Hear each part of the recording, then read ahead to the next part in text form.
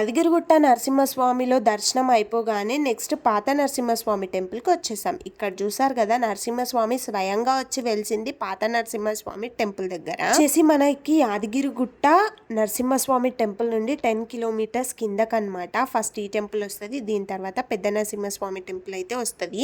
So first temple అయితే ఇదే. దీని తర్వాత పెద్ద టెంపుల్ అయితే కట్టారు. ఇంక ఇక్కడైతే దర్శనం చేసేసుకొని ఫుడ్ ఆర్డర్ పెడితే వాళ్ళు వండిస్తారు. సో అదైతే తినేసి రిటర్న్ టు హోమ్ అనమాట.